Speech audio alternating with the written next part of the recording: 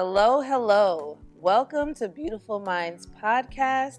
My name is Jamie Taylor, and I am a licensed professional counselor.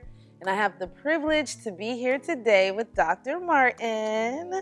Would you mind introducing yourself for us? Sure. My name is Dr. Martin. I'm a licensed psychologist in the state of Texas. I've been licensed for the last 8 years. My specialty is forensic psychology.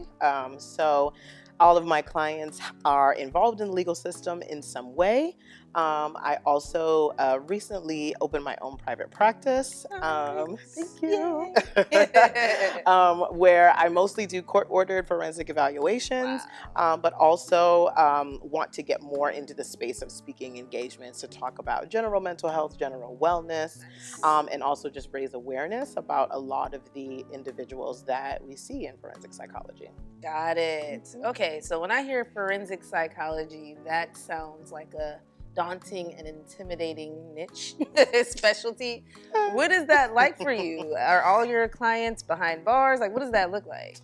A large proportion of them are, yes. I love it. Nice. Those of us that are in the forensic psychology space, we say that you have to have a certain personality Got it. to be in that particular niche. Got it. And so, yeah, most of my clients are in incarceration settings, whether that's juvenile settings, so adolescents, or adult county jails. It's been a while since I've been in a state prison, but I've also had like internships, practicums in the state prison as well.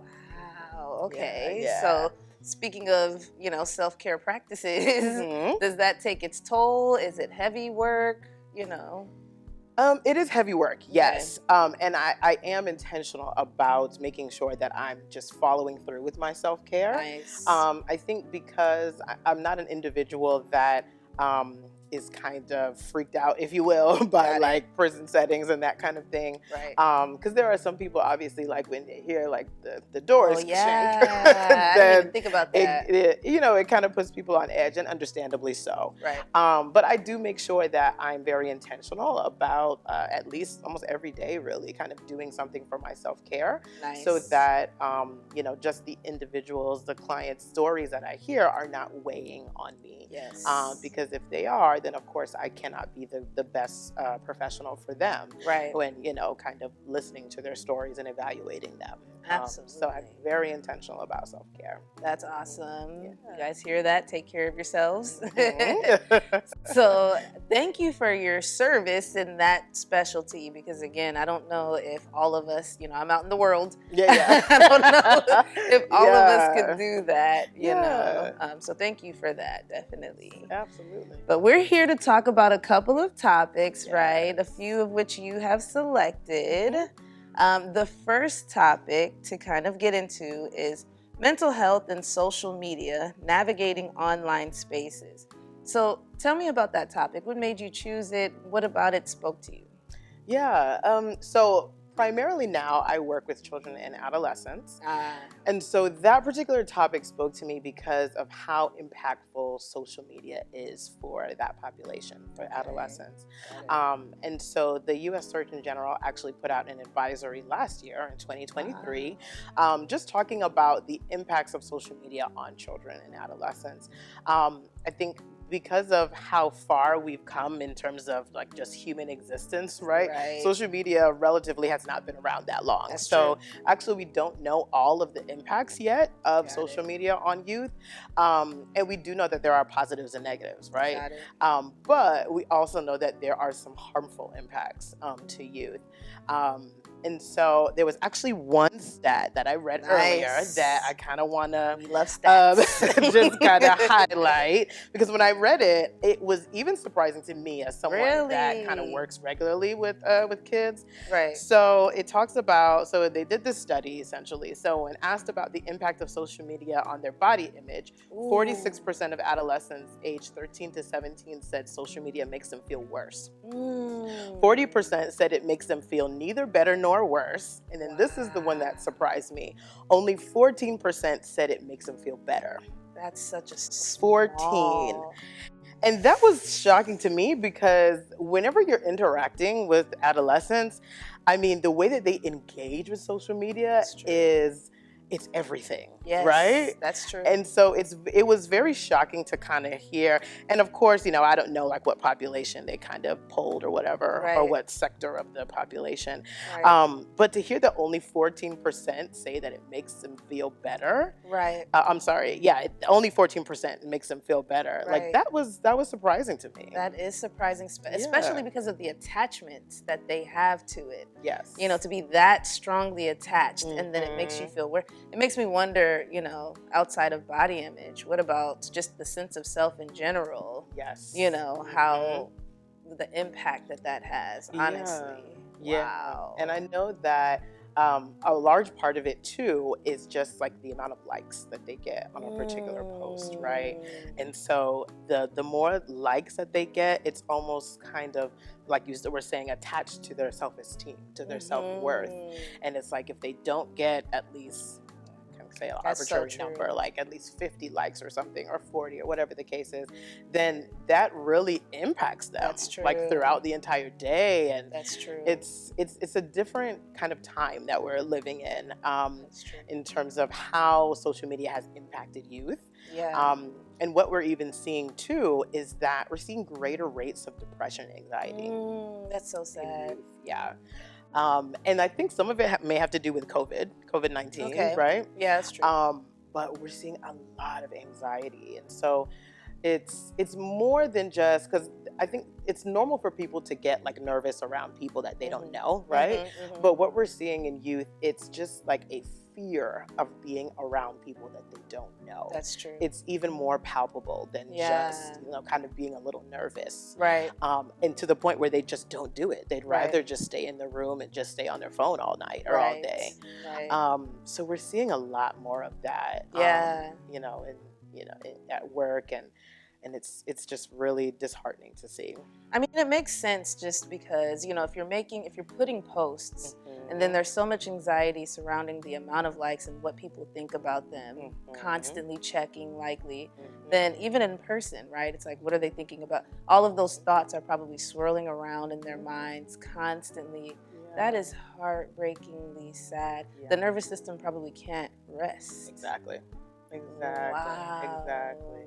And then like even more so then too with the kids that I see and that are incarcerated or involved in the legal system, they already have like what we call emotion brain, right? So they're almost always in like a state of alert, right? And reactivity. Reactivity, exactly. And so now we have this added component of social media and their self-worth tied to that. Oof.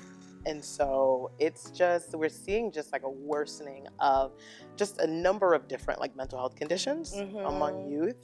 And don't get me wrong, social media can be an amazing thing. It can. It can. It can be an amazing thing. It also can be good for youth too. Right. Like it helps them to like connect to other people as well. Especially if, I've had a lot of clients that say that it helps them to stay connected to their friends when they move away. That's true. So social media can be absolutely a good thing. Right. But there's still more research that needs to be done about it. And we know for sure that there are some harmful impacts as well. That makes sense, definitely. When we were growing up, girl, we didn't have all of that. None of that. None of that. I know we probably sound old right now, and I'm all right with that. Right. If people were bullied and talking about us, we didn't know. We It didn't was know. hearsay. But now we don't Exactly. even have to question someone's malintent. Exactly. You see the comments underneath posts, so on and so forth. Yeah. But the only problem is now we're adults, and a lot of us adults are attached to social media, and so they see us as well. Yeah.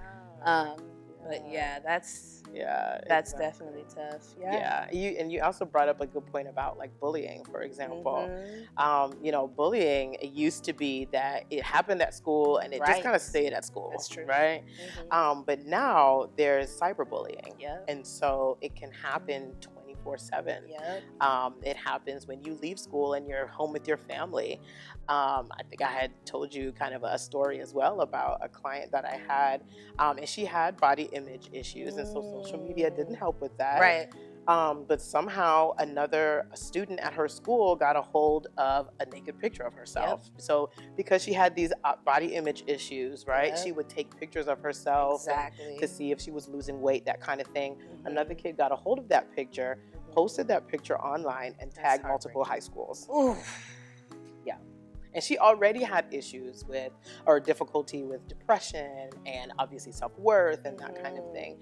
And I mean, that just really sent her over the edge. I bet. Yeah, she had a lot of suicidal thoughts, and it's just very different nowadays. Yeah, and it doesn't go away. So once a picture, and there are some kids, in that case it sounds like maybe it wasn't purposeful, but some kids, because of that low self-esteem, worth, and body image, will post to get validation, and then it's done. Like it's everywhere, everyone sees it, it's not deleted, so on and so forth. But nowadays too, if you have some of these photos on your phone, guys, that can result in a charge. Maybe you might see Dr. Martin. Possibly. That is true. Oh boy. Isn't it child pornography to have that? It can be. Right? Depending on like the context and things like that. Yeah. It absolutely don't do it. Don't keep it on your phone. Don't do that. Word to the wise. Right. So this topic was something, and I've done like presentations at middle schools and things like that, and I actually wish that sometimes the parents would be a little bit more active with that too, because I know even when I did a cyberbullying presentation, actually, there were only like a few parents there. Really? Just a few. Yeah. And I don't know if maybe they thought that, they're middle schoolers, so maybe like they're too young to experience that. Got it. That is not at all the case. Not at all. As long as they have phones. As long as they have phones, absolutely. And kids are having, phones younger now. Absolutely. Right? So, I mean, I got my first phone when I was in middle school, but it was a little Nokia phone. That was early. That's super early. That was early.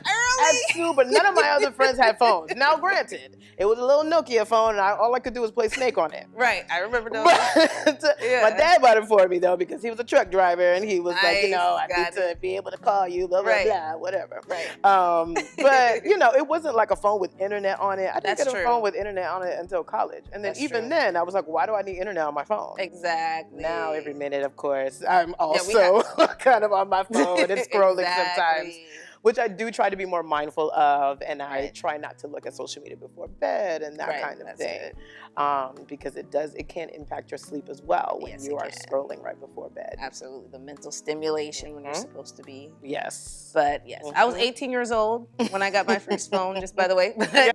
It was very basic. But very basic. No, I appreciate, you bringing that topic. A lot of those things you shared, I didn't even know, statistics-wise, all of that. Yeah. So, again, I appreciate you. Absolutely. Thank you so much for joining us for part 1 of our interview with Dr. Martin regarding mental health and social media, navigating online spaces. This interview had so much insightful information that we decided to break it up into 2 parts. We will now segue into our second topic with Dr. Martin. And again, thank you so much for joining us.